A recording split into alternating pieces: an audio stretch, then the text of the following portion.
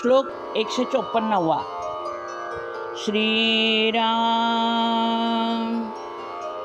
महावाक्यतत्वादिके पंचकर्णे खुणे पाविजे संत संगे विवरणे द्वितीयेसि संकेत जोदा विजेतो तया सांडुनी चंद्रमा भाविजेतो. श्रीराम. पुस्तकी ज्ञान वाचून मिळणाऱ्या विद्वत्तेत अडकून न पडता तपस्या, साधना यांना प्राधान्य दिलं पाहिजे, हे समर्थांनी या श्लोकात सांगितलेलं आहे. वेदांमध्ये तत्त्वमसी, अहम ब्रह्मास्मी, प्रज्ञां ब्रह्म, अयमात्मा ब्रह्म ही 4 महावाक्य सांगितली आहेत.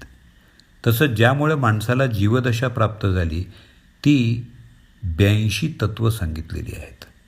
सृष्टीचा विचार करणारी पृथ्वी, आप, तेज, वायू आणि आकाश ही 5 भूतं आपल्याला सांगितलेली आहेत.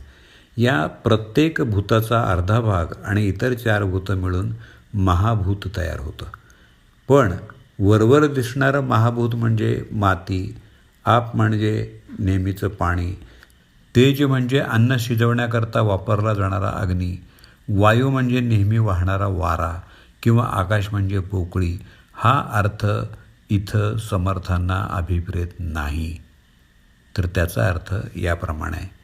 पृथ्वी, गंध हा गुण आणि जडता हा धर्म ज्या आधारे राहतो ते.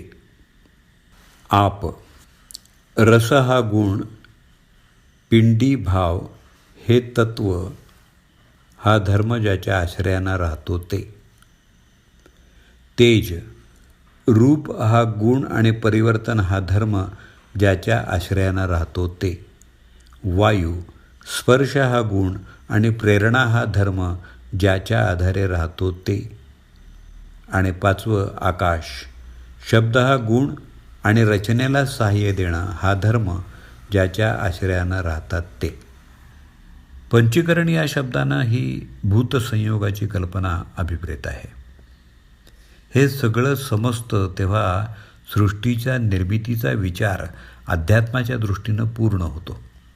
ही महावाक्य, तत्वसंख्या, पंचीकरणाची प्रक्रिया याचं ज्ञान अनुभवी सत्पुरुषांच्या सहवासातून प्राप्त होतं.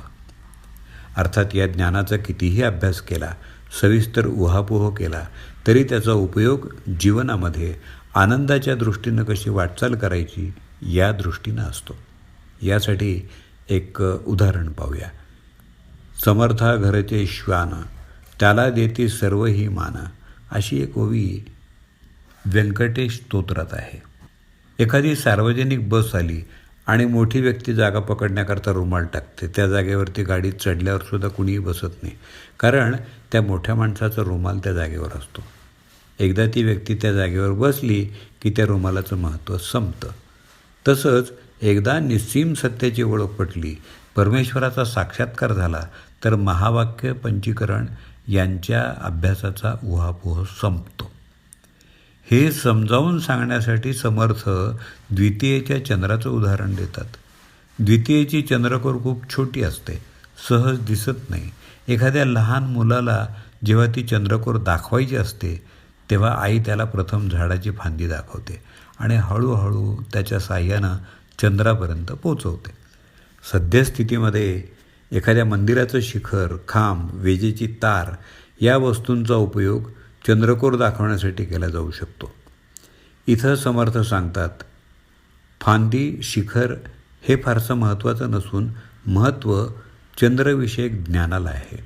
म्हणजेच साधकानं इतर गोष्टीत न रमता उपासना, साधना याकडे लक्ष द्यावं आणि परमेश्वराचं रूप जाणून घ्यावं.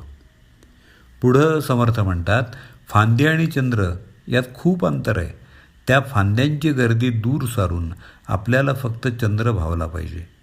अध्यात्माचा आनंद लुटता आला पाहिजे. नरहरी सोनार हे थोर सोनाराने भक्त होते. त्यांची शंकरावर प्रचंड भक्ती होती. त्यामुळंच ते पांडुरंगाच्या देवळात किंवा पांडुरंगाच्या दर्शनाला यायला तयार नसत. पांडुरंग आणि शिव यांच्यात काहीही भेद नाही असं नामदेव महाराजांनी नरहरी सोनारांना अनेक वेळा समजावलं होतं, पण त्यांच्या वृत्तीत बदल झाला नाही.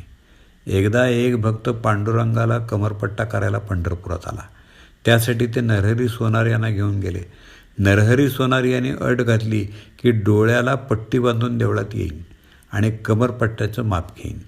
जेव्हा ते माप घ्यायला लागले तेव्हा शंकराच्या पिंडीतून जी स्पंदनं जाणवत तीच स्पंदनं पांडुरंगाच्या मूर्तीतून त्यांना जाणवू लागली आणि त्यांना वाटलं आपण शंकराच्या मंदिरात आलो आहोत, म्हणून त्याने डोळ्यावरची पट्टी काढली. पण त्या अनुभवामुळं डोळ्यावरचीच नाही तर बुद्धीवरची पट्टीसुद्धा दूर झाली आणि त्यांच्या वृत्तीत बदल झाला. शंकर आणि पांडुरंग वेगळे नसून एकाच ईश्वराची 2 रूपं आहेत हा साक्षात्कार त्यांना झाला. यासाठी समर्थ म्हणतात, संतांच्या ठिकाणी भरपूर मनोबल वास करतं आणि संत अनुभव संपन्न असतात. त्यामुळं वेदातली महावाक्य आणि सृष्टीची निर्मिती यांना अनुभवाच्या कक्षेत आणण्याची युक्ती ते शिकवतात. या साह्यानं एकदा साक्षात्कार झाला की सगळा शाब्दिक वेदांत मागं पडतो. जय जय रघुवीर समर्थ.